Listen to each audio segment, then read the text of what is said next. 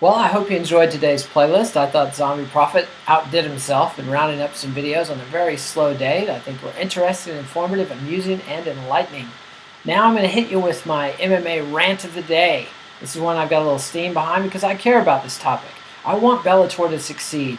They're the number 2 promotion in mixed martial arts, the number 2 promotion in North America, certainly. And I want them to succeed. I'm excited about the Spike deal. I'm excited about Ben Askren. I've been a huge fan of Eddie Alvarez. I enjoyed Hector Lombard, and it was great that Bellator gave these guys a platform to make a name for themselves and hopefully get great deals in the UFC. However, the fans just don't care. Bellator does not draw traffic. I see the stats on BloodyElbow.com. I see the stats on the MMAmania.com. I see the stats on MMAfighting.com.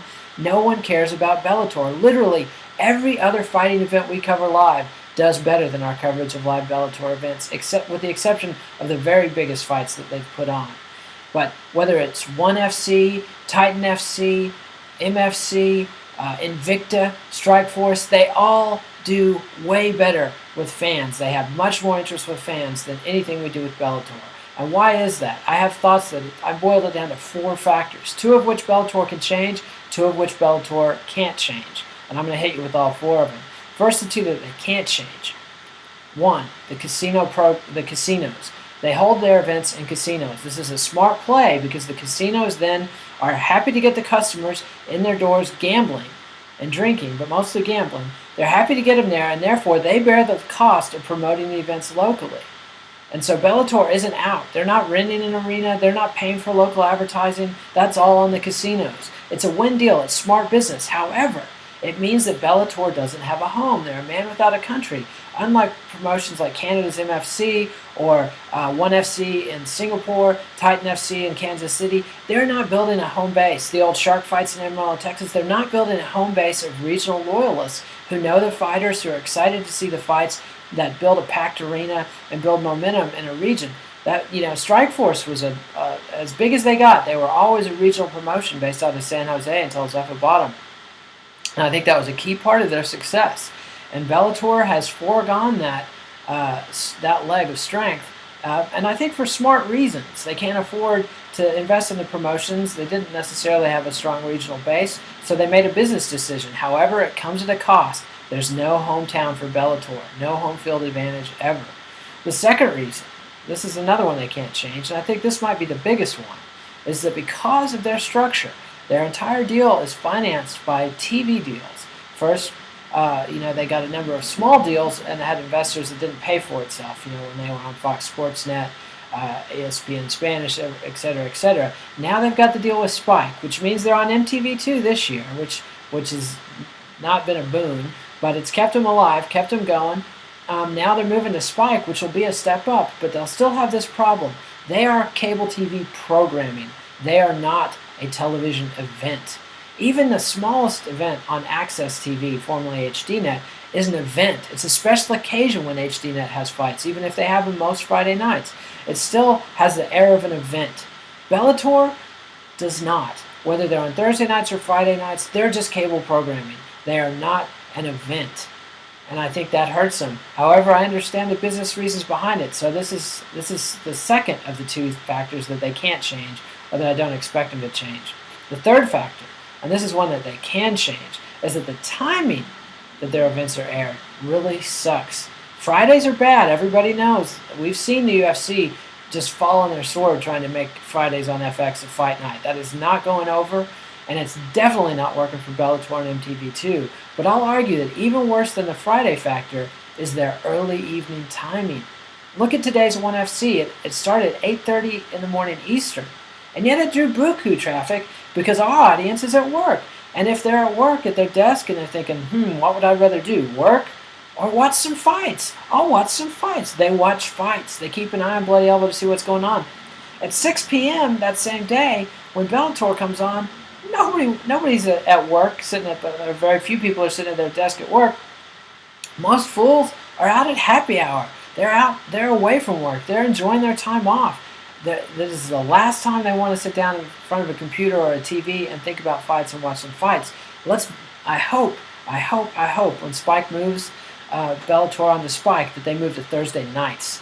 a little bit later, closer to Impact, maybe sandwiched between TNA, Impact, TNA, not Impact. Sorry, I'm not a wrestling fan, so I make these mistakes. But they should be right after TNA and right before MMA Uncensored. That would be a great time spot for Bellator. Put them in the evenings when people are at home, ready to watch some fights and have some fun. And the final factor, and I think that this is possibly the biggest factor, it's the tournament format. They have adhered to it rigidly. Now, I like tournaments, and I think that they've got a solid idea. Sam Kaplan is a very smart man. He knows the fight game. And Bjorn Rebney is clearly a very smart businessman. But I believe Kaplan is the driver behind this decision. And the tournament format's a solid idea. It worked for the UFC. It's a great way to introduce new fighters because it gives fans a context. These guys are not just random guys in random fights with no meaning. They are entrants in a tournament that are going to fight to win the tournament and then fight for the championship. That makes sense to people. People can understand it. That's why the UFC does it in The Ultimate Fighter. However, the fact that they insist on only allowing title shots to fighters who have just won a tournament means that they forego rematches like the one they could have had between Michael Chandler and Eddie Alvarez. Last year, Eddie Alvarez lost his lightweight title in a great fight, one of the best fights of the year against Michael Chandler. The fans crowd for an immediate rematch. It would have been a beautiful fight, but no. Bellator insisted, even though they had one more fight on Alvarez's contract, they insisted that he either go back to the tournament and win or forego a second title shot. I just think that's foolishness. What's Chandler doing instead? He's fighting non-title fights against people that are completely irrelevant, even to the Bellator audience. That makes no sense. And then they do things like exclude people like Paul Daly and Ben Saunders from this year's welterweight tournament. Those are two of the biggest names you've got, guys. Get him in the tournament. Get him in the title hunt. Let's see him against Askren. Jay Heron. This is another guy they lost to the UFC because they wouldn't give him a second title shot against Ben Askren, even after he fought a very tough fight against the champ, and a lot of people would have been interested in it. It's just you're leaving money on the table when you're blocking yourself out of rematches like that. It's just you've got to be opportunistic as a promoter. You can't just stick to some rigid tournament format and expect to succeed.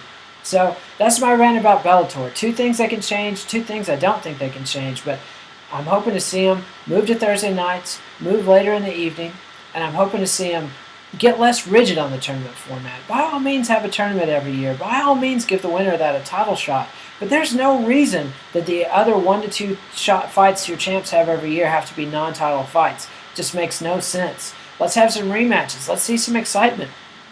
Let's get some one-time guys in there and give them a title shot just to see what the hell happens. Let's get fans talking.